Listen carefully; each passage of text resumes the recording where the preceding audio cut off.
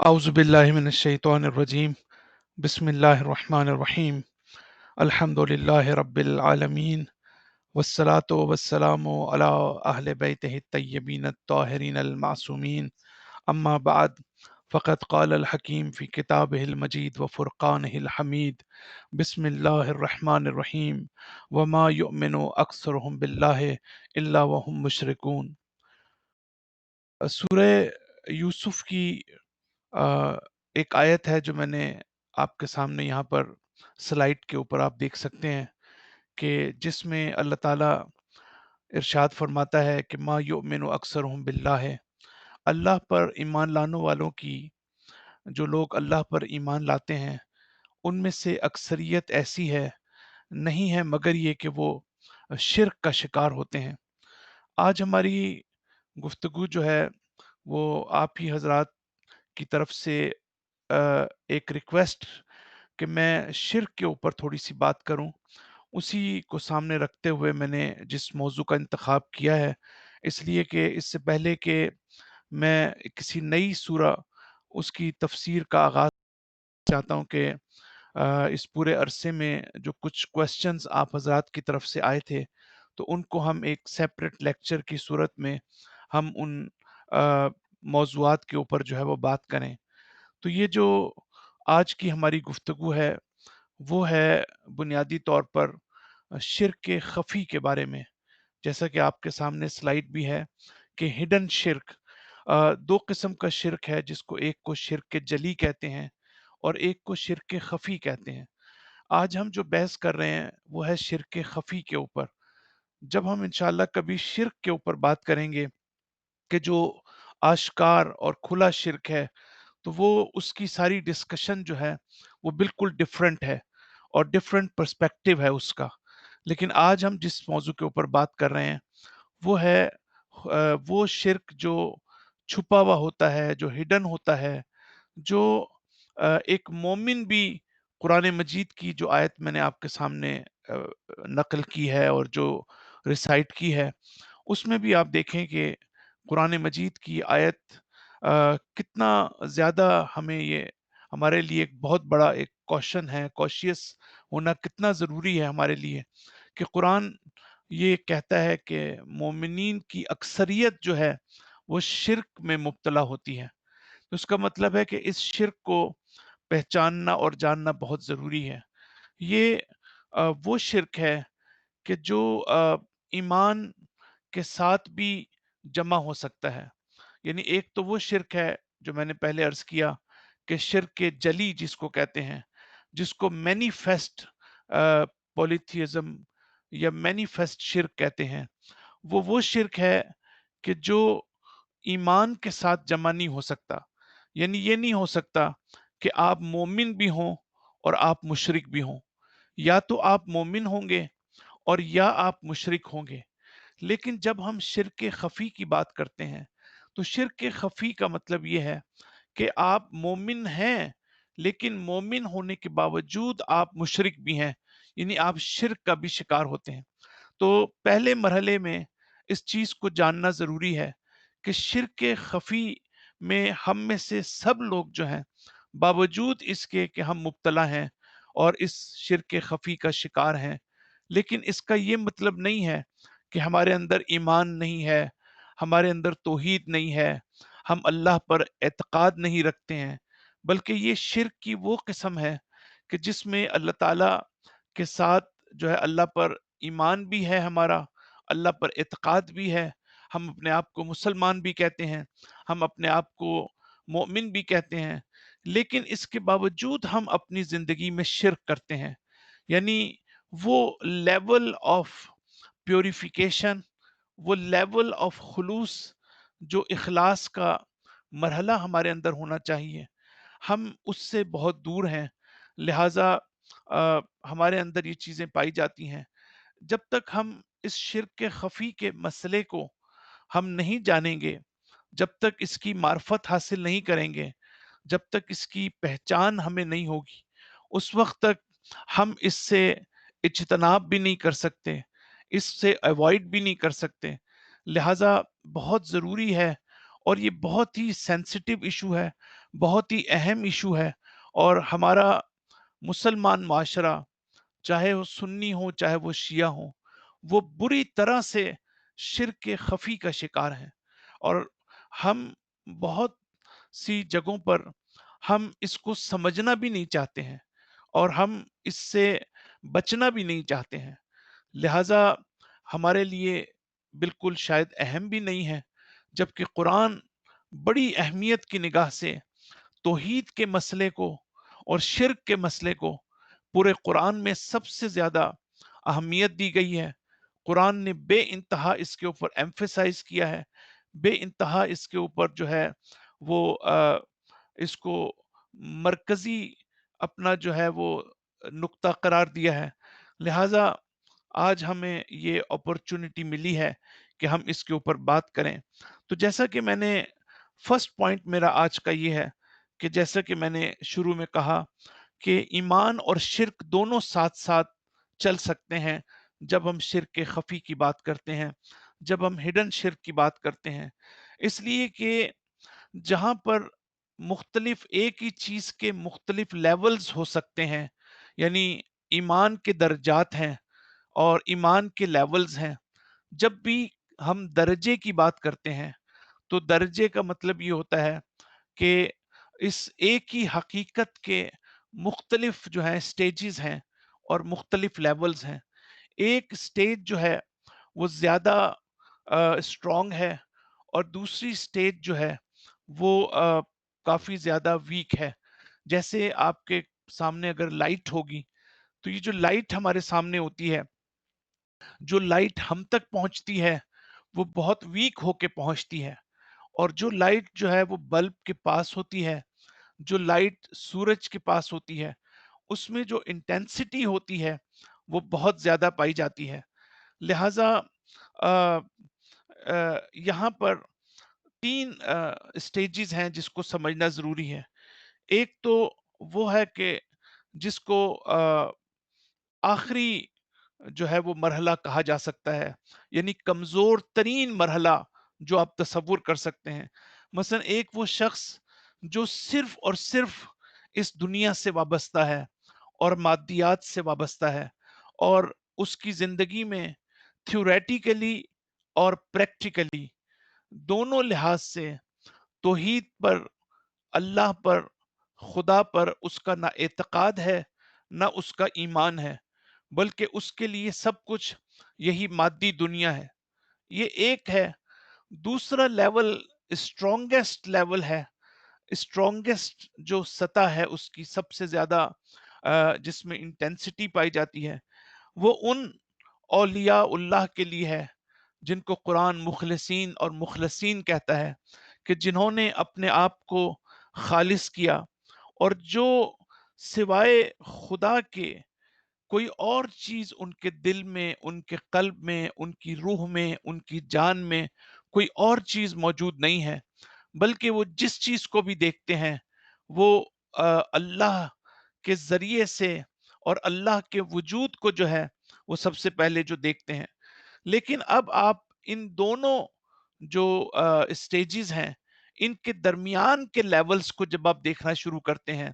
یہاں پر آ کر آپ کو پتہ چلتا ہے کہ اس میں بھی ہزاروں لیولز موجود ہیں۔ ایک وہ ہے جو سب سے اوپر سے تھوڑا نیچے ہے، کہ جس میں بہت خلوص ہے، لیکن تھوڑا سا انسان کے اندر شرک پایا جاتا ہے، اور جتنا نیچے آتے چلے جائیں گے اور آخری پوائنٹ کے قریب پہنچیں گے، اتنا ہی ہمارے اندر شرک زیادہ ہے اور توحید ہمارے اندر کم ہے۔ تو یہاں سے ہمیں یہ پتہ چلتا ہے کہ بہت سی منزلیں ہیں ان دو نکات کے درمیان، کہ جس میں شرک اور توحید دونوں ساتھ ساتھ جو ہے وہ چلتے ہیں، لہٰذا یہ بہت ضروری ہے کہ ہم اپنے اسپریچول جرنی کے اندر جب بھی ہم عبادت کرتے ہیں، نماز پڑھتے ہیں، روزہ رکھتے ہیں، کوئی بھی دین کے احکام کو انجام دیتے ہیں، تو ہماری توجہ اپنی ڈیولپمنٹ پر ہونا بہت ضروری ہے، اپنی پیوریفیکیشن پر ہونا بہت ضروری ہے، اور یہ توجہ کرنا بہت ضروری ہے کہ میں آج شرک کے किस लेवल से निकल कर किस लेवल तक पहुंच गया हूं, क्योंकि हमने कहा कि ये ऊपर से शुरू होता है और नीचे तक चला जाता है। और हम अपनी इबादत के जरिए से, अपनी मार्फत के जरिए से, अपनी मेहनत के जरिए से, अपनी कोशिश के जरिए से हम इन लेवल्स को बेहतर बना सकते हैं। यानी अपने वजूद में तौहीद को बेहतर कर सकते हैं, मजबूत कर सकते हैं, अल्लाह की मार्फत में इजाफा कर सकते हैं, और शिर्क के मरातिब में और दर्जात में और स्टेजेस में जो है वो अपने अंदर हम कमी ला सकते हैं। तो ये अ, जब हम चीज देखते हैं, तो मैं तफसीर अल मीज़ान से अल्लामा तबातबाई की एक बात नकल करना चाहता हूँ, जो इस आयत के ज़ेल में अल्लामा तबातबाई बड़ी खूबसूरत बात करते हैं कि जब वो मिसालें देना चाहते हैं, क्योंकि जब तक हमारे सामने मिसाल मौजूद ना हो, एग्जाम्पल मौजूद ना हो, तो हमारे लिए मुश्किल है कि हम इस शिर्क के खफी और हिडन शिर्क को हम समझ सकें, और इसके दर्जात को, लेवल्स को और स्टेजेस को जो है वो हम समझ सकें। पहली मिसाल अल्लामा तबातबाई देते हैं कि हम में से बहुत से लोग ईमान का दावा करते हैं कि हम मोमिन हैं, लेकिन जब हमें किसी मुसीबत का सामना करना पड़ता है, तो हमारा बदन, हमारा जिस्म जो है वो लरज रहा होता है। यानी हम मसाइब और मुश्किलात का सामना उसको फेस नहीं कर पाते, जबकि हमें ईमान है अल्लाह ताला की कुव्वत और ताकत पर। हमें ईमान है इस बात पर कि सिवाय अल्लाह के, यानी अल्लाह ही हर चीज का वसीला है, और अल्लाह ही हर चीज को कुव्वत देता है, अल्लाह ही हर चीज की ताकत का सरचश्मा है। लिहाजा इन तमाम चीजों के बावजूद एक मोमिन जो है, अगर वो उसकी तौहीद कामिल हो, अगर अल्लाह पर ईमान कामिल हो, तो कभी भी वो मसाइब के सामने झुकता नहीं है। मसाइब के सामने जो है, मुश्किलात के सामने और कैलेमिटीज, जो अफ्लिक्शन हमारी जिंदगी में आती हैं, उसके मुकाबले में वो सब्र से काम लेता है, और वो इनको अपनी डेवलपमेंट का जरिया बनाता है, प्योरिफिकेशन का जरिया बनाता है। लेकिन वो कंप्लेनिंग एटीट्यूड उसमें नहीं होता, वो गिरियाजारी नहीं करता, वो आहो बुका नहीं करता। लिहाजा ये चीज बड़ी इंपॉर्टेंट है। दूसरी मिसाल वो ये देते हैं कि बावजूद इसके कि एक मोमिन जो है, इस बात पर मुकम्मल उसका एतकाद होता है, मुकम्मल उसका ईमान होता है कि फ़इन्नल इज़्ज़ता लिल्लाहि जमीअन, कि अगर इज्जत नाम की कोई चीज है, अगर डिग्निटी नाम की कोई चीज है, अगर ऑनर नाम की कोई चीज है, तो वो सिर्फ और सिर्फ अल्लाह के पास है। हकीकी इज्जत अल्लाह के पास है। अगर कोई शख्स इज्जत हासिल करता है, तो वो अल्लाह ही उसको दे सकता है, और अल्लाह ही की तरफ से दी गई होती है। लेकिन इसके बावजूद इंसान जो है, वो दूसरों के दरवाजे खटखटाता है, और इस दुनिया में लोगों के जरिए से और दूसरी चीजों के जरिए से और झूठी किस्म की इज्जत कमाने की कोशिश करता है। तो आपने देखा कि हमारे यहाँ बहुत ऐसा होता है कि ये जो हमारे अंदर बॉस्टिंग एटीट्यूड है, ये जो हमारे अंदर तकब्बुर पाया जाता है, ये जो हमारे अंदर फख्र मुबाहात का पहलू पाया जाता है, कि जिसकी वजह से हम फख्र करते हैं, जिसकी वजह से हम अपने छोटी सी अचीवमेंट को जो है बहुत बड़ा करके पेश करते हैं, तो दरअसल वहां पर भी हम एक झूठी इज्जत कमाने की कोशिश करते हैं। हम चाहते हैं कि लोगों के दरमियान अजीज हो जाएं, लेकिन एक वो इज्जत है कि जो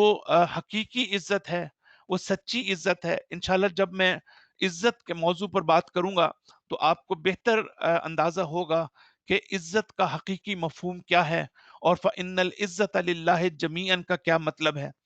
तीसरी मिसाल अल्लामा तबतबाई ये देते हैं कि हमें मालूम है कि अल्लाह ताला रोजी देने वाला है, अल्लाह ताला ने जमानत दी है रोजी देने की, लेकिन इसके बावजूद हम मखलूक खुदा से हम रोजी तलब करते हैं, उनके ऊपर इन्हिसार करते हैं, उन मखलूकात के ऊपर तवक्कुल करते हैं। तो यहाँ पर भी एक किस्म का हमें एक तजाद है हमारी जिंदगी के अंदर, کہ हम ज़हनी तौर पर, फ़िक्री तौर पर, अक़ली तौर पर, हम अक़ीदे के लिहाज़ से हम जानते हैं कि रोज़ी अल्लाह ताला ने देनी है। हमें अल्लाह ताला की तरफ रुजू करना चाहिए। लेकिन हम मख़लूक़ खुदा से रोज़ी को तलब करते हैं। तो इसका हरगिज़ ये मतलब नहीं है कि मैं यहाँ पर वज़ाहत भी करता चलूँ कि हम जो दुनिया में रोज़ी हासिल करने के लिए, लाइवलीहुड हासिल करने के लिए, सस्टेनेंस के लिए हम जो कोशिश करते हैं, जिद्दोजहद करते हैं, तालीम हासिल करते हैं, जॉब के लिए अप्लाई करते हैं, दूसरों से कहते हैं कि हमारी वो सिफ़ारिश करें, तो वो, मैं ये नहीं कह रहा कि वो गलत है, लेकिन जो शिर्क का मफ़हूम है, उसको समझने की ज़रूरत है कि इंशाअल्लाह आने वाले इस जो अगले निकात हैं, उसमें आप ये चीज़ भी वाज़ेह हो जाएगी। तो बहरहाल यहाँ पर वो मिसाल देते हैं कि अल्लाह ताला बावजूद इसके कि ज़ामिन है रोज़ी का, फिर भी हम दूसरों से रोज़ी को तलब करते हैं। चौथी मिसाल अल्लामा तबातबाई ये देते हैं कि हमें अच्छी तरह मालूम है कि अल्लाह ताला खुद कुरान मजीद में फरमाता है कि यालमु सिर, कि अल्लाह ताला हमारे दिलों में छुपे हुए राज़ों को जानता है।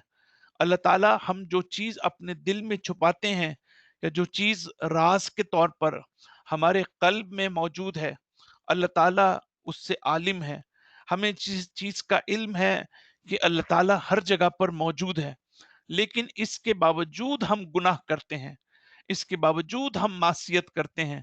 तो ये गुनाह करना दरअसल ये भी एक लिहाज से शिर्क कहलाता है। इसलिए कि आप अल्लाह के मुकाबले पर किसी को करार देते हैं और अल्लाह ताला की नाफरमानी करते हैं। तो ये भी एक चौथी मिसाल है कि जो हमारी ज़िंदगी में पाई जाती है। तो बस इससे ये पता चला कि ईमान के भी दर्जात हैं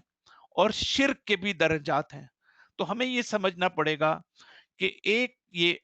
कि हम ईमान के किस दर्जे पर हैं, और दूसरा ये कि हम शिर्क के लिहाज से जो है वो किस दर्जे पर मौजूद हैं। अब किसी ने इमाम सादिक अलैहिस्सलाम से ये सवाल किया कि मौला, इससे यब्ना रसूलिल्लाह, ये आयत बड़ी सख्त है, इसका क्या मतलब कि अक्सर मोमिनीन मुशरिक हैं, अक्सर मोमिनीन जो हैं वो शिर्क का शिकार हैं। तो इमाम अलैहिस्सलाम ने जवाब दिया कि अगर कोई शख्स हमारी ज़िंदगी में, अपनी ज़िंदगी में कहता है कि अगर फलां शख्स ना होता तो मैं हलाक हो जाता, या फलां शख्स ना होता तो मैं जो है वो मुसीबत में गिरफ्तार हो जाता,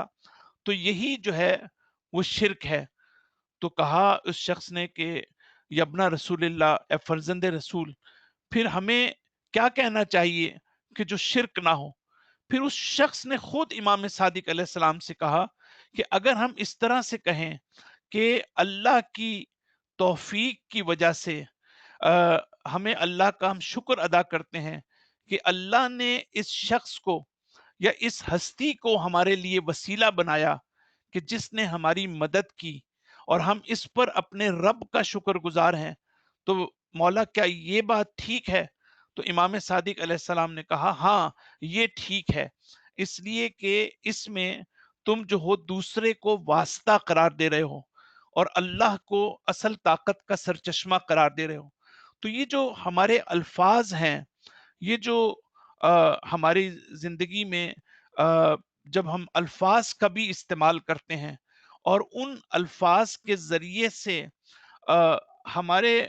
अ, जो शिर्क का तासुर पैदा होता है, ये भी शिर्क खफी के अंदर आता है। मैं दोबारा इसको दोहराना चाहता हूँ कि ये जो मसला ये नहीं है कि मैं कहूँ कि मेरा अकीदा ये नहीं है, ये मसला नहीं है कि मैं कहूँ जी मैं तो मुशरिक नहीं हूँ, मैं तो अल्लाह पर ईमान रखता हूँ, बल्कि ये बहुत इंपॉर्टेंट है कि मैं दूसरे को तासुर क्या दे रहा हूँ। क्या मैं दूसरे को तासुर ये दे रहा हूँ कि मैं जिस हस्ती की बात कर रहा हूँ वो जो है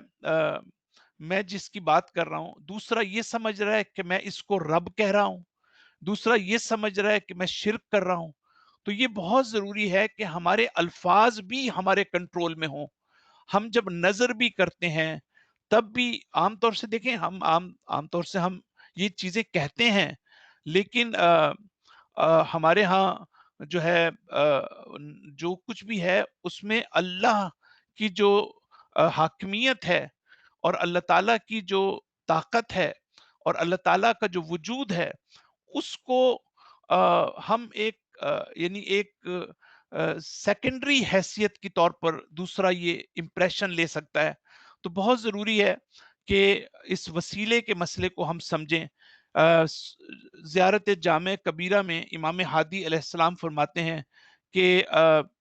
انتم السبیل الاعظم والصراط الاقوم، آپ وہ ہیں کہ جو سبیل اعظم ہیں، جو آپ بہت سب سے بڑا راستہ ہیں، اور صراط ہیں، مضبوط ترین صراط ہیں۔ تو آپ دیکھیں کہ یہاں پر بھی زیارت جامع میں بھی واضح طور پر واسطے کی بات کی گئی ہے، وسیلے کی بات کی گئی ہے، زبان کے لحاظ سے بھی اور عقیدے کے لحاظ سے بھی۔ تو یہ چیز بہت ضروری ہے سمجھنا۔ آ، خود آپ دیکھیں کہ حضرت ابراہیم علیہ السلام جو ہے وہ ایک مقام پر قرآن مجید میں فرماتے ہیں، بلکہ میں نے وہ یہاں پر نوٹ بھی کی ہے، وہ اولدی ہوا یطعمنی و یسقینی، میرا رب وہ ہے کہ جو مجھے کھانا کھلاتا ہے اور مجھے پانی پلاتا ہے۔ اب یہ توحید کی اعلیٰ ترین لیول ہے، جو سورہ الشعراء کی آیت نمبر 79 اور 80 میں ہے، کہ ہم کبھی بھی اپنی زندگی میں یہ نہیں کہتے کہ اللہ تعالیٰ ہمیں کھانا کھلا رہا ہے، اللہ تعالیٰ ہمیں پانی پلا رہا ہے، لیکن ابراہیم یہ فرماتے ہیں، حضرت ابراہیم، کہ میرا رب وہ ہے کہ جس نے مجھے پیدا کیا، میرا رب وہ ہے کہ جس نے میری ہدایت کی، اور میرا رب وہ ہے کہ جس نے جو مجھے کھانا کھلاتا ہے جب میں بھوکا ہوتا ہوں، مجھے پانی پلاتا ہے جب میں پیاسا ہوتا ہوں، وَإِذَا مَرِضْتُ،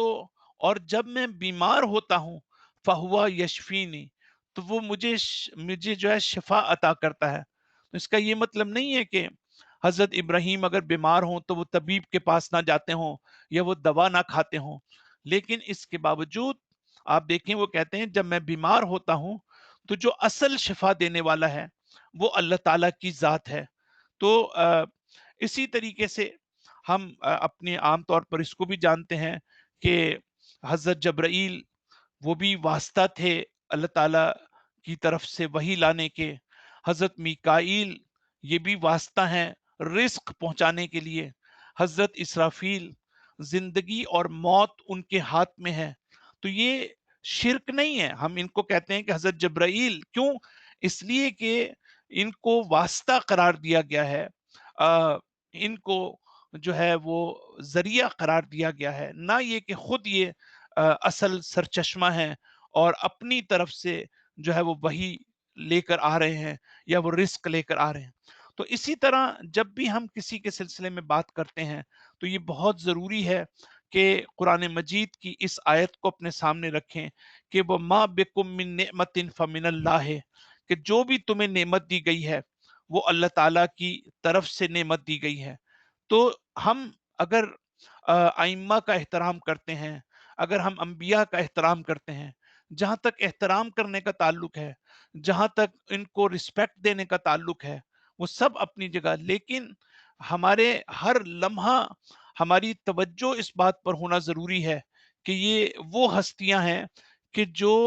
بنیادی طور پر ایک وسیلے کی حیثیت رکھتی ہیں اور ایک ذریعہ ہیں ہمیں اللہ تعالیٰ تک پہنچانے کا اور اللہ تعالیٰ سے کنیکٹ کرنے کا۔ اگر یہ ہستیاں ہمیں اللہ تعالیٰ کی طرف لے جانے کی بجائے، اگر ہمیں اللہ تعالیٰ کی طرف لے جانے کی بجائے اور کنیکٹ کرنے کی بجائے، اگر ہم وہاں پر سٹک ہو جائیں اور رک جائیں اور ہم یہ محسوس کریں کہ ہم اللہ تعالیٰ کی طرف نہیں بڑھ رہے، اور closeness to God, proximity to Allah, جو کہ ہمارا الٹیمیٹ آبجیکٹو ہے، اگر ہم اس میں ہمیں مدد نہیں مل رہی، اس سے کوئی فرق نہیں پڑتا کہ وہ قرآن ہو، اس سے کوئی فرق نہیں پڑتا کہ وہ انبیاء ہوں یا اہل بیت کی ذات ہو، یہ وہ ہستیاں ہیں کہ جن کے ذریعے سے ہم کمال کی منزلوں تک بھی جا سکتے ہیں، اور انہی کو ہم وسیلہ بنا سکتے ہیں اپنی گمراہی کا بھی اور تنزلی کا بھی. اور اس میں جو ہے وہ بالکل یعنی خود قرآن مجید یہ کہتا ہے کہ اگر کوئی شخص لا یزید جو ہے وہ آ، ظالمین جو ہیں ان میں سوائے خسارے کے، اگر وہ قرآن کو پڑھتے ہیں تو سوائے خسارے کے کوئی اور چیز ان میں اضافہ نہیں ہوگا. تو اگر پہلے سے آپ کے اندر ظلم ہے، اگر آپ مکتب امام حسین علیہ السلام سے دیکھنا یہ کہ آپ اس سے حاصل کیا کر رہے ہیں. کیا مکتب امام حسین علیہ السلام آپ کو اللہ کے نزدیک کر رہا ہے، یا مکتب امام حسین علیہ السلام آپ کو اللہ سے دور کر رہا ہے؟ اگر آپ یہ محسوس کرتے ہیں کہ آپ کو اللہ سے دور کر رہا ہے تو اس کا مطلب یہ ہے کہ ہمیں جو ہے وہ غور کرنے کی یہاں پر ضرورت ہے.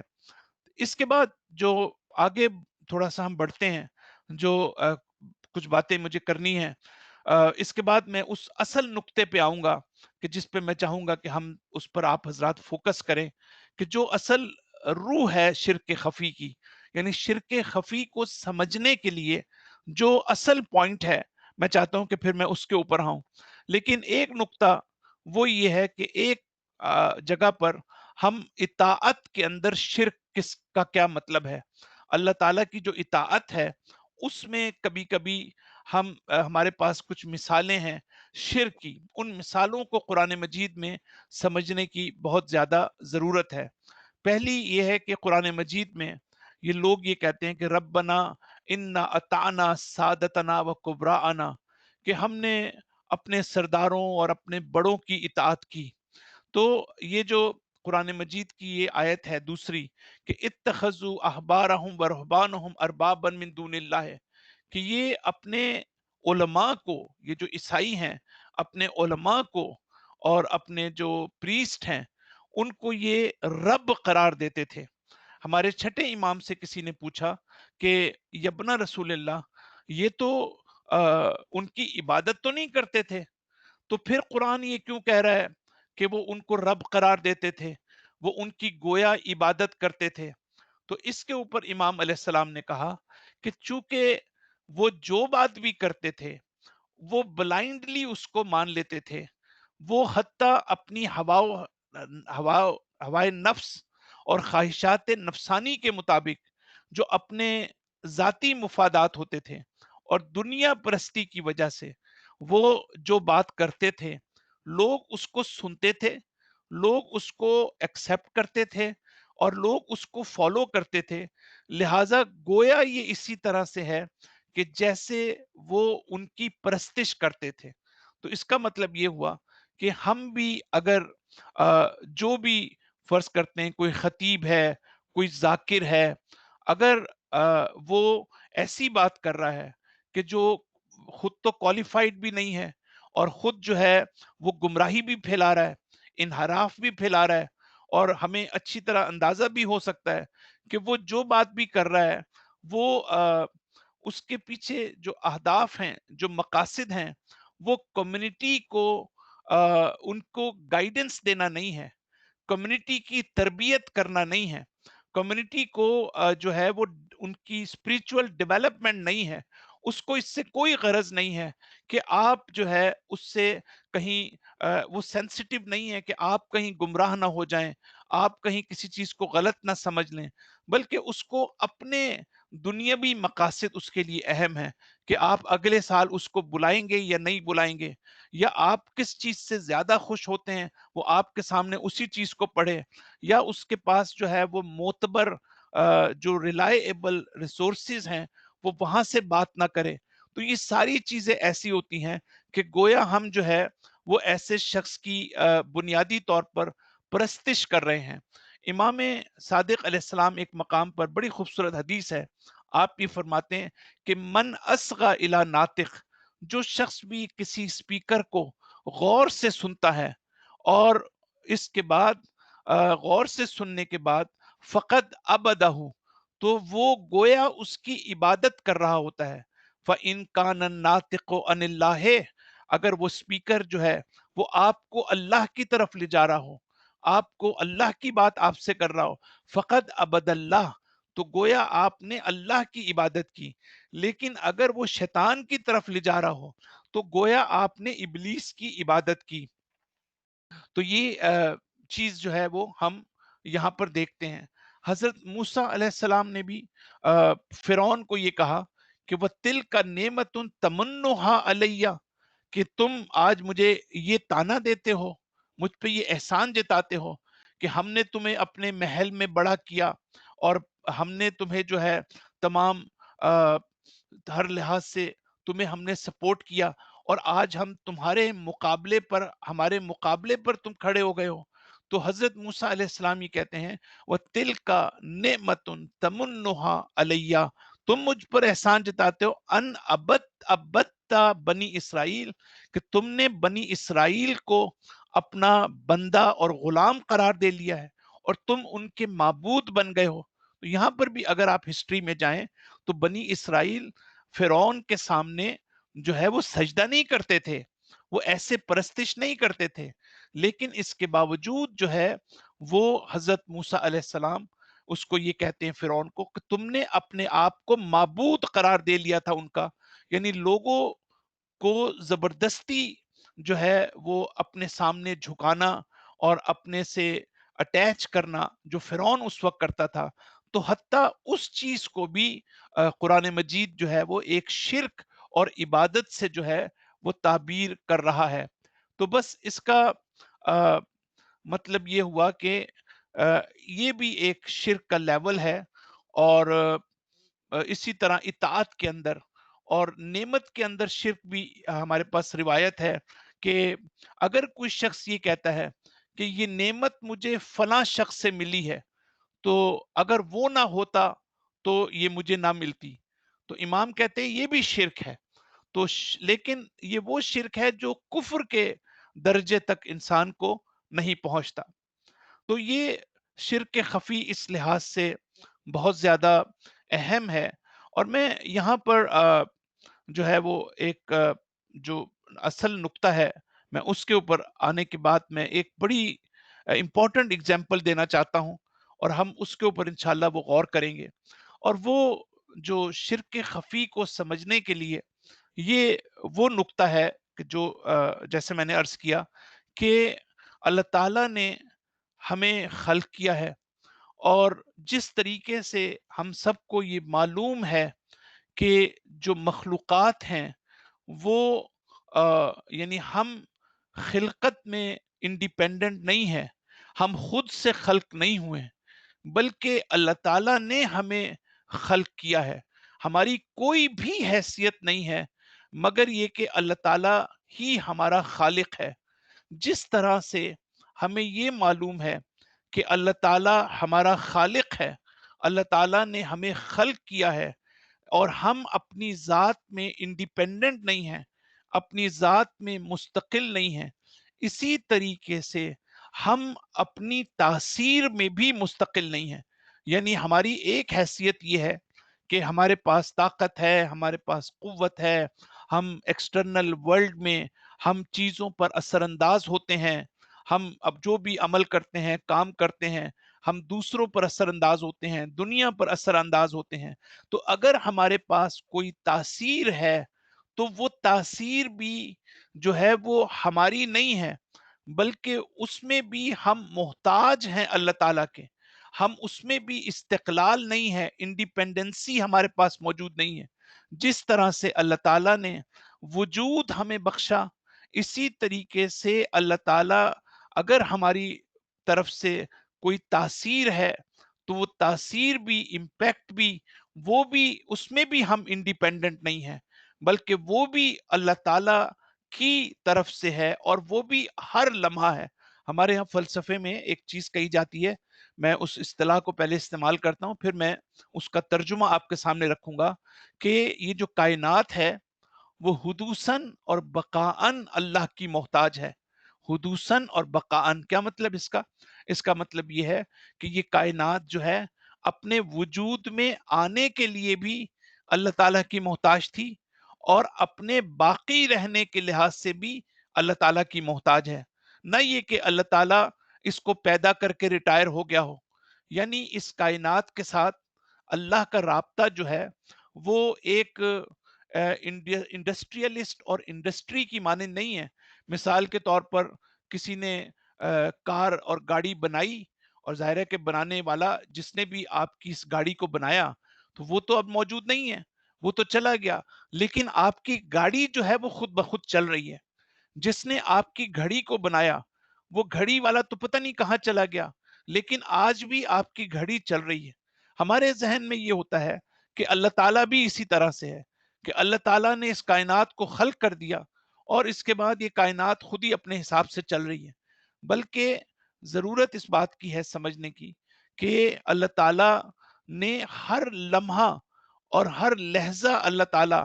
اس کائنات کا سسٹینر بھی ہے. اللہ تعالیٰ صرف کریٹر نہیں ہے بلکہ اس کائنات کو سسٹین بھی کر رہا ہے. اس معنی میں اگر ہم مثال دیکھیں تو مثال ہماری یہ ہے کہ جیسے سورج اور اس کی روشنی، جو روشنی ہے سورج کی، جو سورج کی لائٹ ہے، اس میں اللہ تعالیٰ کریٹر بھی ہے. یعنی اللہ تعالیٰ جو سورج ہے وہ اس لائٹ کو کریٹ بھی کر رہا ہے، اور ہر لمحہ یہ جو لائٹ ہے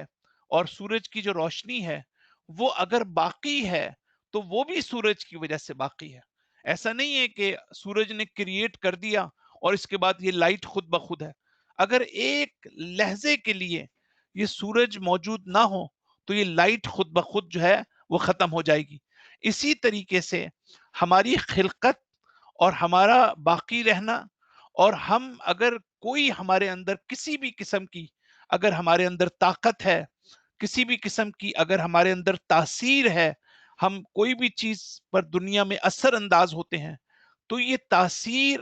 اور ہم اگر کسی چیز کا سبب بنتے ہیں تو ہماری سببیت کوئی حیثیت نہیں رکھتی. ہمارا تاثیر کرنا، متاثر کرنا کسی کو، کوئی ہمارا اثر انداز ہونا کوئی حیثیت نہیں رکھتا، بلکہ اصل سببیت اور تاثیر جو ہے وہ خود اللہ کی ذات ہے. اللہ ہی ہمیں تاثیر دیتا ہے. تو اس مفہوم کو سامنے رکھنا جو ہے بہت ضروری ہے کہ جس وقت ہم شرک کی بات کرتے ہیں تو یہ چیز ہمارے سامنے ہونی چاہیے کہ اسی لیے آپ دیکھیں کہ یہ جو آیت ہے آپ کے سامنے میں رکھتا ہوں کہ اللہ تعالیٰ ہر مقام پر قرآن مجید میں بے اذن ہی کی بات کرتا ہے، بے اذن اللہ کی بات کرتا ہے. جہاں کہیں بھی یہ کوئی گمان یا کوئی خیال پیدا ہو کہ کسی نے اللہ کے مقابلے میں کوئی الگ سلطنت بنا دی ہے، تو اس میں جو ہے اس کو دور کرنے کے لیے اللہ تعالیٰ کہتا ہے انی اخلق لکم من الطین. حضرت عیسیٰ علیہ السلام جب کہتے ہیں میں خلق کروں گا مٹی سے کا حیات الطیر، ایک پرندے کی حیت کو، تو یہاں پر اللہ تعالیٰ بھی خالق ہے اور حضرت عیسیٰ بھی اپنے آپ کو خالق کہہ رہے ہیں. تو اب یہ گمان پیدا ہو سکتا ہے کہ وہ انڈیپینڈنٹلی حضرت عیسیٰ جو ہیں وہ خالق ہیں، تو لہٰذا وہ کہتے ہیں فَأَنفُخُ فِيهِ، تو اللہ تعالیٰ بھی کہتا ہے فَنَفَخْتُ فِيهِ مِن رُوحِي. اب یہی لفظ حضرت عیسیٰ بھی استعمال کر رہے ہیں فَيَكُونُ طَيْرًا، تو یہ پرندہ ہو جائے گا. لیکن ساتھ ہی اللہ تعالیٰ کہتا ہے بِإِذْنِ اللَّهِ، یعنی اگر حضرت عیسیٰ خالق ہیں تو یہ خالقیت میری طرف سے دی گئی ہے، اور اگر جو ہے حضرت عیسیٰ جو ہے وہ اس میں روح پھونکتے ہیں تو یہ اصل میں میری دی ہوئی طاقت ہے. وَأُبْرِئُ الْأَكْمَحَ وَالْأَبْرَصَ، اگر میں کسی بیمار کو شفا دیتا ہوں. وَأُحْيِي الْمَوْتَى، اگر میں مردہ کو زندہ کرتا ہوں بِإِذْنِ اللہ، تو یہ بھی اذن اللہ ہے. تو خالق اور مخلوق کے درمیان فرق کو سامنے رکھنا بہت ضروری ہے. اور ہم نہ تو انبیاء کو، نہ تو اہل بیت کو، نہ تو ائمہ کو ہم اس طرح سے اپنے ممبر سے ان کو اس طرح سے پیش نہیں کر سکتے، ایسے الفاظ ہم استعمال نہیں کر سکتے کہ جس میں ہم ان کو عبودیت کے دائرے سے خارج کر دیں. کیونکہ ان کا سب سے بڑا افتخار اور ان کا فخر یہ تھا کہ وہ اللہ تعالیٰ کے سامنے اپنی عبودیت کا اعتراف کرتے تھے. تو عبودیت کا مطلب یہ ہے کہ जो जितना ज्यादा अब्द होगा वो उतना ज्यादा अल्लाह के करीब होगा। अगर कुरान मजीद में अल्लाह ताला सूरह इसरा के आगाज में कहता है कि सुबहान अल्लज़ी असरा बे अब्दी, कि सुबहान अल्लाह उसकी के जिसने अपने बंदे को जो है वो मस्जिद अक्सा से मस्जिद जो है वो वहाँ अक्सा तक जो है वो मस्जिद हराम से मस्जिद अक्सा तक की सैर कराई। तो वहां पर भी जहां अल्लाह ताला इन हस्तियों की तारीफ और तजलील और इनकी अजमत को बयान करता है, तो वो उबूदियत से बयान करता है। उबूदियत का मतलब ये है कि हम अगर अपने आप को देखें तो हम बहुत सी जगह पर अपने आप को इंडिपेंडेंट समझने लगते हैं। अगर जरा सी हमारे अंदर ताकत आती है तो हम अल्लाह ताला को भूल जाते हैं और समझते हैं कि हमारी ताकत है ये, हम इंडिपेंडेंट हैं। उबूदियत का मतलब यह है कि अपने आप को मोहताज महज समझना। अपने आप को अल्लाह से मुकाबला जब इंसान करेगा तो उसमें अपने आप को जितना मोहताज समझ सकता है,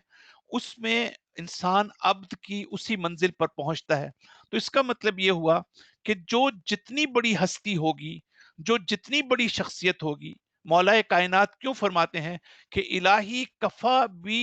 फखरन अन अकून लका अब्द, कि परवरदिगारा मेरे लिए यही फखर काफी है कि मैं तेरा अब्द हूं, मैं तेरा बंदा हूं। यानी मैं कुछ भी नहीं हूं, मेरी हकीकत ही कुछ नहीं है। मेरे सामने मेरे मैं सिर्फ तेरा मोहताज महज हूं। अगर मैं एक लहजे के लिए भी आज मेरे पास कोई ताकत है, आज मेरे पास कोई इल्म है, आज मेरे पास कोई भी इस्तेदाद और सलाहियत है, तो परवरदिगारा अगर एक लहजे के लिए तू अपनी नजर करम को मुझसे हटा ले, तो ये कोई चीज जो है मेरे पास अपनी नहीं है, कोई चीज मेरे पास असली नहीं है। इसीलिए इमाम हुसैन अलैहिस्सलाम दुआए अरफा में फरमाते हैं कि इलाही अना फकीरुन फी फकरी फी गिनाई। अब देखें इमाम हुसैन क्या फरमाते हैं, यहां से हमें शिर्क खफी का अंदाजा होता है और इन हस्तियों के लेवल का हमें अंदाजा होता है कि जब आप ये फरमाते हैं कि इलाही अना फकीरुन फी गिनाई, के परवरदिगारा जो कुछ मेरे पास है मैं उसमें भी तेरा मोहताज हूं। इमाम हुसैन गोया ये कहना चाहते हैं कि जैसे अगर हमारे पास घर हो, हमारे पास गाड़ी हो, तो हम अल्लाह ताला को हम तो नहीं अपने आप को मोहताज समझते, हम तो समझते हैं हम इंडिपेंडेंट हैं। हम तो समझते हैं कि हमारे पास घर की जरूरत नहीं है, हमें गाड़ी की जरूरत नहीं है, हमें पैसों की जरूरत नहीं है, हमें जॉब की जरूरत नहीं है। इमाम हुसैन उसके बरक्स कह रहे हैं। इमाम हुसैन कह रहे हैं परवरदिगारा जो कुछ तूने मुझे दिया है उसमें भी मैं तेरा मोहताज हूं। फ़कैफ़ा ला अकूनो फ़कीरन फ़ी फ़क़री, तो जो चीज़ तूने मुझे नहीं दी है, तो मैं उसमें तेरा मोहताज क्यों करना हूँ? तो ये भी इसको भी समझने की ज़रूरत है कि अगर हम इन हस्तियों को इस तरह से पेश कर रहे हैं कि दूसरों को ये तासुर मिलता है कि हमने इनको उबूदियत से खारिज कर दिया है, नंबर 1। नंबर 2 कि हमने खालिक और मखलूक के फर्क को खत्म कर दिया है, नंबर 2। तो इसका मतलब यह है कि हम शिर्क की मंजिलों में दाखिल हो चुके हैं और हमें इस बात पर बहुत तवज्जो करनी चाहिए। मैं अ, एक दूसरे पर्सपेक्टिव से मैं आपके सामने बात रखना चाहता हूँ, उस हदीस की भी रोशनी में जो हमने पहले पढ़ा कि जिस वक्त इमाम सादिक अलैहिस्सलाम से किसी ने पूछा तो मौला क्या हम इस तरह कहें कि परवरदिगारा तेरी तौफीक थी, हम तेरे शुक्रगुजार हैं कि तूने इस हस्ती के जरिए से हमारी मदद फरमाई। तो इसमें तो इमाम ने कहा बिल्कुल ठीक है, इस तरह से कहना बिल्कुल ठीक है। तो अगर हम हमारे यहाँ आमतौर से राइज है, मसलन लोग आते हैं मैसेज भी करते हैं, वो कहते हैं जी फर्ज करें कि बीबी आपकी मदद करें, मौला आपकी मदद करें। आप मैं इस पे नहीं जाना चाह रहा, आप गौर कीजिएगा कि इसको मिसअंडरस्टैंड ना करें मेरी बात को। मैं ये नहीं कहना चाहता कि हम ये गलत है या सही है, अभी मैं इसकी बात नहीं करता। लेकिन मैं ये कहना चाहता हूं कि आप इंप्रेशन क्या दे रहे हैं दूसरों को। ये बहुत जरूरी है कि हम दूसरों को रॉन्ग इंप्रेशन ना दें, दूसरे ये ना समझें कि हम जो है नाउजुबिल्ला जो है हजरत अली को रब कह रहे हैं। हम नाउजुबिल्ला जो है इस तरह से इन पर अकीदा रखते हैं कि अल्लाह ताला जो है वो इनको सब कुछ दे के रिटायर हो गया है اور अब उसको जो है वो ज़रूरत नहीं है। इसमें कोई शक नहीं कि हम इसको थोड़ा बहुत हम इसको जस्टिफ़ाई करने की कोशिश करते हैं। हम ये कहने की कोशिश करते हैं कि ये वो हस्तियाँ हैं कि जिन्होंने मर्ज़ी रब को खरीद लिया है। मुझे इससे कोई इतराज़ नहीं है। लेकिन इसके बावजूद अल्लाह ताला इस सिलसिले में कुरान मजीद को अगर आप देखें, बहुत सेंसिटिव है। अल्लाह ताला कहता है जहाँ भी तुम इस तरह का कोई जुमला लाओगे, जहाँ भी इस तरह का कोई अकीदा पेश करोगे, तो तुम ये हो नहीं सकता कि तुम मेरे नाम का तस्करा वहां ना करो, मेरे इज्न को वहां पर ना लेके आओ, बेइज्निल्लाह तुम वहां पर ना कहो, इंशा अल्लाह का लफ्ज तुम इस्तेमाल ना करो। आप देखें सूरह आला के अंदर जो है अल्लाह ताला वहां पर रसूल को ये कहता है कि ए रसूल, हम ऐसी सलाहियत तुम्हें देंगे कि तुम कुरान को फरामोश ना करो, तुम्हें रिपीट करने की जरूरत नहीं है, तुम्हें मेमोराइज करने की जरूरत नहीं है। इसके फौरन बाद अल्लाह ताला कहता है इंशा अल्लाह, अगर मैंने चाहा तो तुम्हें ये दूंगा, और अगर मैंने ना चाहा तो मैं नहीं दूंगा। तो इसी तरीके से ये जो भी ताकत है इन हस्तियों के पास, वो सिर्फ और सिर्फ अल्लाह की जात की वजह से है, और अगर अल्लाह ना चाहे तो वो ना भी चाह सकता है। तो आप देखें कि इस आयत में सूरह इमरान की 49 नंबर आयत में हजरत ईसा की जो इबारतें नकल की गई हैं, तो अगर फर्ज करें बे इज्निल्लाह ना होता, तो ये कुरान हमें ये समझा रहा है कि देखें आप कहीं भी ऐसी चीज कि जहां पर स्मेल आनी शुरू हो जाए, जहां पर ये आपको वहम होना शुरू हो जाए, जहां ये गुमान होना शुरू कर दे कि दूसरे ये समझ रहे हैं कि आप इसको खालिक का दर्जा दे रहे हैं, आप इसको उबूदियत के दायरे से खारिज कर रहे हैं, तो वहां पर अल्लाह ताला ने कुरान मजीद में बेइज्निल्लाह का लफ्ज इस्तेमाल किया है, या इंशा अल्लाह का लफ्ज इस्तेमाल किया है, ताकि किसी किस्म का गलत मैसेज जो है, गलत पैगाम जो है, वो दूसरों तक जो है वो ना जाए। तो ये चीज बहुत जरूरी है। हत्ता हम जब नजर करते हैं, इंशाल्लाह मैं तफसीली मजलिस मैंने बात जगह पढ़ी है, मैं उसके ऊपर भी बात करूंगा कि नजर करते हुए भी हमें किस तरीके से नजर करनी चाहिए कि जिसमें जो है वो हम बेहतर तरीके से खालिक और मखलूक के फर्क को हम जो है वो सामने रख सकते हैं। तो ये वो चंद बातें हैं कि जो जिसको समझना हमारे लिए ज़रूरी था, और मैंने उसको एक्सप्लेन किया यहाँ पर। एक छोटी सी बात और मैं बयान करूँ कि जो शिर्क के जली जिसको कहते हैं मैनिफेस्ट शिर्क, उसमें तो वाज़े तौर पर एक शख्स है जो बुतों की इबादत कर रहा होता है। लेकिन शिर्क के खफी कुरान उसको भी कहता है जब इंसान दुनिया परस्ती और जो है वो इंसान में हुब्बे इक़्तिदार होता है, तो उसमें भी वो गैर खुदा की परस्तिश कर रहा होता है। जब सूरह फुरकान की आयत नंबर 43 में अल्लाह ताला ये इरशाद फरमाता है कि राईता मन इत्तखज़ा इलाहहु हवाहु, कि क्या तुमने राईता, क्या तुमने नहीं देखा कि जिन्होंने अपनी ख्वाहिश नफ्स को जो है खुदा बना लिया है। तो इसका मतलब ये है कि हम अपनी ख्वाहिश नफ्स को, अपने नफ्स की भी जब परस्तिश करते हैं, तो उस वक्त भी हम शिर्क की मंजिलों में जो है वो शामिल हो जाते हैं। बस आखिरी चीज ये है कि अ, असल हमारा इशू ये है कि हमारा, चूंकि अल्लाह के बारे में हमारी जो मार्फत है, चूंकि वो कमजोर है, और अल्लाह से मखलूक का और इंसान का जो राब्ता है, हमें उसकी शनाख्त हासिल नहीं है, हमें उसका इल्म हासिल नहीं है। इसलिए हम जो है वो आम तौर से अपनी ज़िंदगी में हम इस बात को नहीं समझते, लिहाजा हम शिर्क खफ़ी का जो है वो शिकार हो जाते हैं। और मैं हत्ता ये भी आपको बताऊं कि जो अ, आइम्मा के बारे में इस अंदाज में गुफ्तगू करते हैं कि जिससे लोगों में ये तासुर आप मैसेज दे रहे होते हैं कि हम इनको जो है वो रब करार दे रहे हैं, इनको खालिक करार दे रहे हैं, इनको इंडिपेंडेंट हैसियत दे रहे हैं, तो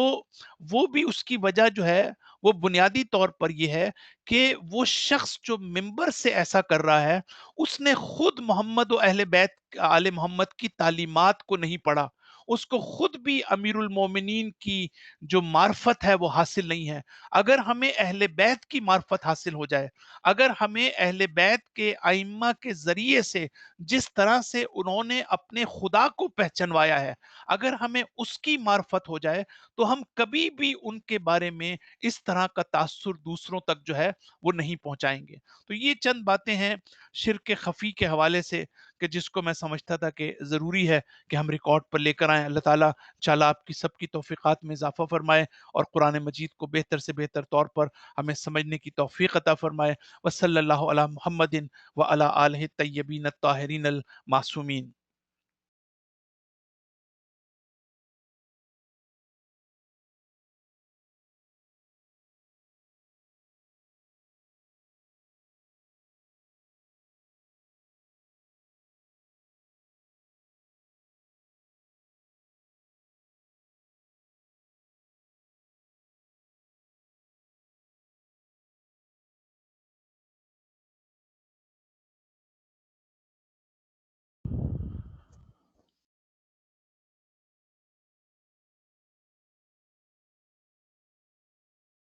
چلیں انشاءاللہ پھر نیکسٹ ویک پھر آپ سے بات ہوتی ہے،